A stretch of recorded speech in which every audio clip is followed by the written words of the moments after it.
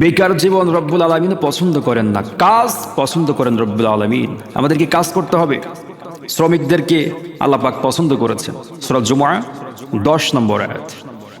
রব্বুল আলামিন বলেন, فَإِذَا قُضِيَتِ الصَّلَاةُ فَانتَشِرُوا فِي الْأَرْضِ وَابْتَغُوا مِنْ فَضْلِ اللَّهِ واذكروا الله كثيرا لعلكم تفلحون।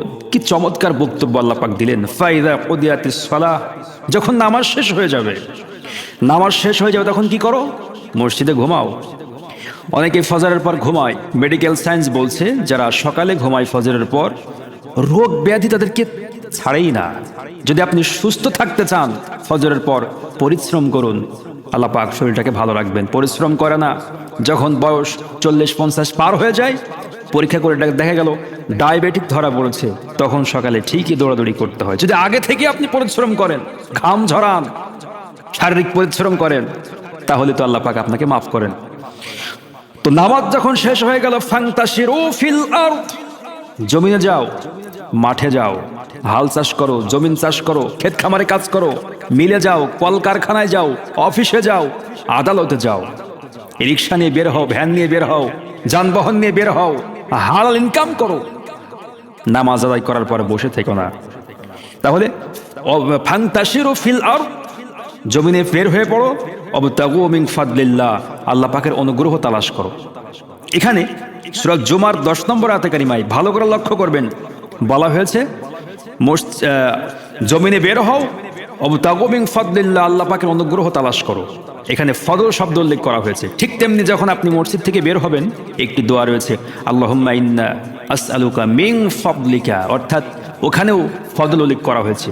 তার মানে হচ্ছে মসজিদ থেকে বের হয়ে আল্লাহ পাকের অনুগ্রহ তালাশ করো। মসজিদের মধ্যে অপেক্ষা করা যাবে না, বাইরে যাও, কাজ করো, কাজের সন্ধান করো। আল্লাহ পাক এটাই বেশি পছন্দ করেন। এবং এই কাজ করতে গিয়ে কি করো? ওয়াজকুরুল্লাহ কাসীরা, বেশি বেশি জিকির করো। বেশি বেশি জিকির মানে কি?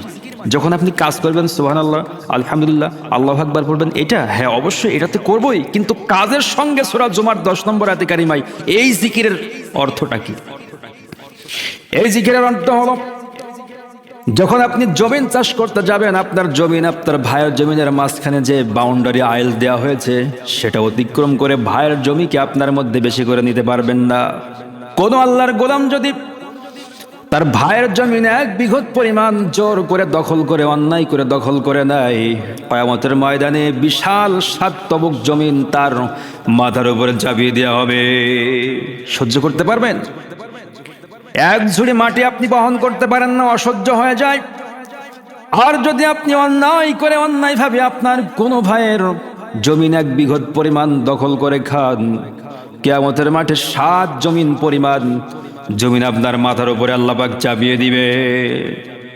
তো আমার সীমারেখা যেন আমি অতিক্রম না করি, আমার সীমানার মধ্যে আমি কাজ করব, আমার দ্বারা কারো ক্ষতি হবে না, আমি কারোর ফসল নষ্ট করব না। এর মানে হচ্ছে স্মরণ করা, যিকরং কাসীরা, বেশি বেশি জিকির করা। যখন আপনি অফিসে যাবেন, আপনি সিনিয়র অফিসার, আপনার যারা জুনিয়র রয়েছে, তাদের প্রতি আপনি অন্যায় করবেন না, তাদের প্রতি অতিরিক্ত কাজ চাপিয়ে দিবেন না, তাদের সঙ্গে খারাপ ব্যবহার করবেন না, গালিগালাজ করবেন না।